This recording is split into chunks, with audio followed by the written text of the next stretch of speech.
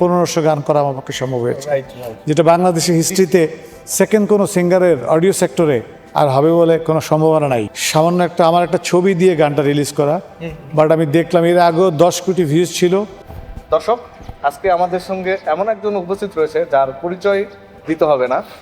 তিনি একেধারে চলচ্চিত্র নির্মাতা, প্রযোজক, আর তার সবচেয়ে বড় পরিচয় তিনি একজন সুপারস্টার সঙ্গীত শিল্পী এসডি রুবেল ভাই। আজকে তার সঙ্গে কথা বলবো। চলো ভাই, আসসালামু আলাইকুম। ভাইয়া কেমন আছেন? খুব ভালো আছে। চলচ্চিত্র নিয়ে কি আপনার আগে থেকে প্ল্যানিং ছিল? থ্যাংক ইউ আপনাকে। আমি আসলে আমার কালচারের শুরুটা হয়েছিল থিয়েটার থেকে। তো আমি তখন গানও করতাম, আর চাঁদপুরে আমি অনন্যা গ্রুপ থিয়েটারের মেম্বার ছিলাম, সেখানে কিছু নাটক মঞ্চস্থ করেছি। তো আসলে চলচ্চিত্র এটা তো অনেক বড় একটা মাধ্যম।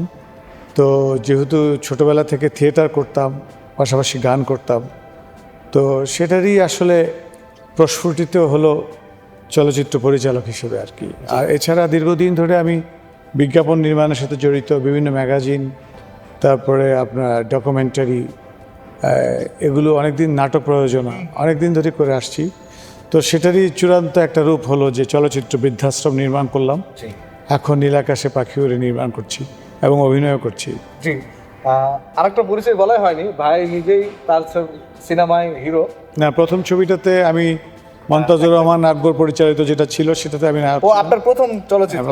আচ্ছা আচ্ছা। এবং দ্বিতীয়টাতে আমি পরিচালক, আচ্ছা, তৃতীয়টাতে আমি পরিচালক। বৃদ্ধাশ্রম চলচ্চিত্রটি এটা কি আপনার কনসেপ্ট ছিল না এটা অন্য কারণে? হ্যাঁ, বৃদ্ধাশ্রম আসলে আমার একটা জিনিস দর্শকদের উদ্দেশ্যে বলবো যে আমার ম্যাক্সিমাম কাজগুলোই ছিল জনকল্যাণমূলক এবং জনসচেতনতামূলক। এটা তো সরকারি অনুদান প্রাপ্ত একটি চলচ্চিত্র। এছাড়াও আমি ধরেন যে সমস্ত বিজ্ঞাপনগুলো তৈরি করেছি একেবারে রেয়ার টপিকের উপর, যেগুলো ধরেন জনসচেতনতার কাজেই বেশি ইউজ হয়েছে, যেমন ধরুন ম্যালেরিয়া, কুষ্ঠ, সড়ক দুর্ঘটনা, টিউব্যাক্টমি, 7.1 ক্লোরোঅ্যাক্সিডিন। হয়তো এগুলি ম্যাক্সিমাম লোকই টিভিতে দেখেছে এই বিজ্ঞাপনগুলো, কিন্তু প্রথম মানুষ হয়তো জানতোই না যে বিষয়গুলো কী। সেটার উপর আমার গবেষণা ছিল এবং গবেষণার উপর স্ক্রিপ্টিং ছিল, সেটা অ্যাপ্রুভ ছিল বাই দি গভর্নমেন্ট আর নন গভর্নমেন্ট অথরিটি। তারপর সেগুলোকে তো ট্যুরিজম ছিল, করোনা ভাইরাসের উপরে ছিল, এই ধরনের জনকল্যাণমুখী ম্যাক্সিমাম কাজ আমার। তো বৃদ্ধাশ্রমও ঠিক সেরকম জনকল্যাণমুখী একটা চেতনা থেকে নির্মাণ, এবং যেটার উদ্দেশ্য ছিল যে সামাজিক অবক্ষয় রোধে জনগণকে সচেতন করা, সমাজকে সচেতন করা। ঠিক এটাও আমার একটা ভালো লাগার উপলব্ধি, জীবনের প্রথম পরিচালনার যেটা চলচ্চিত্র সেটাও একটা জনকল্যাণমুখী কাজ। দারুণ। আপনার এখন যে চলচ্চিত্র নির্মাণাধীন রয়েছে এটার গল্প কি বা এটা কি রকম? এটার গল্প এখনো ডিটেলস বলা যাচ্ছে না, টেকনিক্যাল কারণে আপনি জানেন। অবশ্যই। বাট এটার মধ্যে গভর্নমেন্ট দর্শক যেটা পাবে সেটা হচ্ছে যে এটিও একটি নির্মল ভালোবাসার চলচ্চিত্র, নীলাকাশে পাখি উড়ে। এটির মধ্যে কিছু মেসেজ দর্শক পাবে সিনেমা হলে। প্রেক্ষাপটটা এখনই বলা যাচ্ছে না টেকনিক্যাল কারণে, কিন্তু আমি মনে হয় দর্শক আপনারা এবারে ছবিটি গেলে টেকনোলজি থেকে শুরু করে আপনারা যেটা পছন্দ করেন নির্মল বিনোদন, সেটা পুরোটাই আপনারা এই ছবিটিতে পাবেন। এটি একটি বাণিজ্যিক ধারার প্রেমের ছবি, সামাজিক ছবি, এবং সর্বোপরি আমার যে কোনো কাজেই আসলে আমি চেষ্টা করেছি যে কিছু একটা মেসেজ রাখার। ঠিক এই চলচ্চিত্রটাই থাকবে। ভাইয়া, আপনি শিল্পী হিসেবে আপনার অনেক গান গেয়েছেন, সবচেয়ে জনপ্রিয় গান কোনটি আপনার? আসলে অনেক গানই আছে আমি তো অডিও সেক্টর থেকে মূলত উত্থান। 1500 গানের মধ্যে প্রায় 1400 গানই অডিও সেক্টর রিলিজ হয়েছে, 100 গান চলচ্চিত্র এবং রেডিও টেলিভিশনের বিভিন্ন জায়গায় এগুলো অ্যাস্টাবলিশড হয়েছে। তো ধরেন সেই অর্থে ধরেন যদি ভিউজ বিবেচনা করেন তাহলে অনেক বেদনা ভরা, মানে জনপ্রিয়তা মিনস ভিউজই ধরেন অনেক বেদনা ভরা বাংলাদেশের হিস্ট্রিতে একটা গান, যেটা আপনি সার্চ করলেও দেখতে পাবেন ইউটিউবে। সামান্য আমার একটা ছবি দিয়ে গানটা রিলিজ করা, বাট আমি দেখলাম এর আগেও 10 কোটি ভিউজ ছিল, সেটা ইলিগেল আপলোড ছিল যার কারণে নামিয়ে দেওয়া হয়েছে। এটাও দেখলাম 5.5 কোটি 3-4 বছরে। গানটার কিন্তু জন্ম 20 বছর আগে, কিন্তু এই 3-4 বছরই দেখলাম যে 5.5 কোটি শুধু একটা ছবি দিয়ে। আমার ধারণা ছবি দিয়ে এটাই হাইয়েস্ট ভিউজ ইন বাংলাদেশ কোনো গানের। বেদনা ভরা আমার জীবন, আমি ব্যথা পেতে চাই না। আপনার স্ট্রাগল পিরিয়ডটা কেমন ছিল যখন শিল্পী হিসেবে নতুন আসেন? না, স্ট্রাগল তো সবসময় থাকে। আসলে আপনি জানেন যে বাংলাদেশ ডেভেলপিং কান্ট্রি, রাইট। এখানে সুস্থ এবং অসুস্থ দুটো প্রতিযোগিতাই থাকে। তো এর মধ্যেই আসলে কাজ করতে হয়, কাজ করছি, কাজ করব। যতই বাধা আসুক, সৎ পথে থেকে যতটুকু করা সম্ভব সেটা করব। আপনি পার্সোনাল কোশ্চেন, সেটা হচ্ছে আপনার পছন্দের শিল্পীকে? আমার পছন্দের শিল্পী আসলে অনেকেই আছে। তার মধ্যে ধরেন আমি যাদের গান শুনি, অজয় চক্রবর্তীর গান শুনি, জি জি। আমি জগজিৎ সিংয়ের গান শুনি, আমি সাবিনা ইয়াসমিনের গান শুনি, রুনালার গান শুনি, বাংলাদেশের নিয়াজ মোহাম্মদ চৌধুরীর গান শুনি, একসময় সুবিদ্যার গানও শুনতাম। অনেকেই আছে যারা ভালো গায়। সোনু নিগমের গানও ভালো লাগে, জি জি। হ্যাঁ, আবার উদিত নারায়ণের গান ভালো লাগে, লতা মঙ্গেশকরের গান ভালো লাগে, আশা ভোসলের গান ভালো লাগে। অনেকেই আছে গুণী শিল্পী আসলে।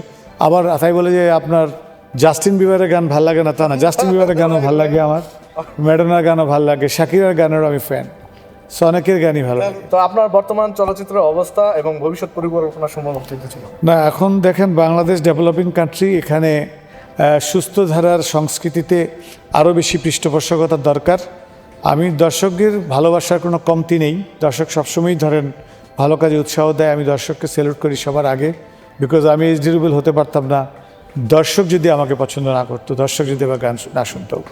আমি এই কারণেই দর্শককে থ্যাঙ্কস দিব যে আমার ক্যাসেট তারা টাকা দিয়ে কিনে তারা আমার ক্যাসেটে কাটতি বাড়িয়েছে বলেই 1500 গান করা আমার পক্ষে সম্ভব হয়েছে, রাইট রাইট। যেটা বাংলাদেশের হিস্ট্রিতে সেকেন্ড কোনো সিঙ্গারের অডিও সেক্টরে আর হবে বলে কোনো সম্ভাবনা নাই। রাইট। বিকজ অডিও সেক্টরটাই এখন নাই। জি জি। হ্যাঁ, একটা দুইটা করে যদি মাসে গান বেরোয় তাও ধরেন, এটা ইউটিউবে রিলিজ হচ্ছে। হ্যাঁ ইউটিউবে না, ইউটিউবে হলেও বছরে হচ্ছে আপনার 12 মাসে ধরেন একটা করে গান বেরোলে 12টা, 12টা, রাইট। তো 30 বছরে হয় 360টা। জি। সেখানে আমরা ধরেন প্রতি মাসেই গান করতাম, একটা অ্যালবাম 12টা করে গান রিলিজ হতো। Right right. তো সেই দিনটা এখন নষ্ট হয়ে গেছে, এখন আর নাই। সো এটা একটা হিস্ট্রি ধরতে পারেন যে বাংলাদেশে 1500 গানে গান 1400 গান গিয়েছি অডিও সেক্টরে। জি, জি। এটাও কিন্তু সেকেন্ড টাইম আর হওয়ার সম্ভাবনা নেই হওয়ার সম্ভাবনা নেই। মেল সিঙ্গারদের ক্ষেত্রে। জি জি। তো সর্বশেষ আমাদের বাংলা চলচ্চিত্র দর্শকদের উদ্দেশ্যে ক্যামেরার দিকে তাকিয়ে বলুন, যাতে চলচ্চিত্র উন্নয়নে ভূমিকা নেয়। হ্যাঁ, আপনাকে ধন্যবাদ। আর দর্শকদের উদ্দেশ্যে বলবো, দর্শক সবসময় ভালো গানে ছিলাম, ভালো গান যেটা দেশের পরিচয় বহন করে, দেশের কৃষ্টিকে সমৃদ্ধ করে, সেদিকে ছিলাম। আমি চলচ্চিত্রে প্রথমেই আমি সিঙ্গার হিসেবেই ঢুকেছি, পরবর্তীতে এভাবেই ভালোবাসাতে অভিনয়ে ঢুকলাম, বৃদ্ধাশ্রম নায়ক হলাম, এটিতেও নায়ক হচ্ছি, ডিরেক্টর হচ্ছি। সব কিছু মিলেই একটা জিনিস শুধু, বাংলা সংস্কৃতিকে ভালোবাসা। আর এই বাংলা সংস্কৃতিকে ভালোবাসার জন্য অনেক কষ্ট করতে হয়, আপনারা জানেন। আপনাদের সবার আন্তরিক সহযোগিতা, সমর্থন এবং দোয়া কামনা করছি। সিনেমা হলে এসে আপনারা বাংলা সিনেমা দেখবেন। বাংলা সিনেমা লিমিটেশনস থাকবেই। আপনি 16 কোটি লোকের দেশের প্রতিনিধিত্ব করি আমরা, সেটার সাথে আপনাকে মনে রাখতে হবে যে উন্নয়নশীল দেশে আমরা বসবাস করি, মাত্র 16 কোটি। তো 16 কোটি লোকের মধ্যে এই যতটুকু সামর্থ্য আছে, অর্থনৈতিক সামর্থ্য আছে, ততটুকু নিয়ে আমাদের পথ চলা।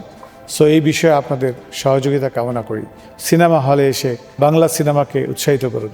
ধন্যবাদ ভাই, আপনার মূল্যবান সময় আমাদেরকে দেওয়ার জন্য। আর দর্শক, সিনেমা সম্পর্কে আলোচনা শুনতে হলে আমাদের এই চ্যানেলটি সাবস্ক্রাইব করুন।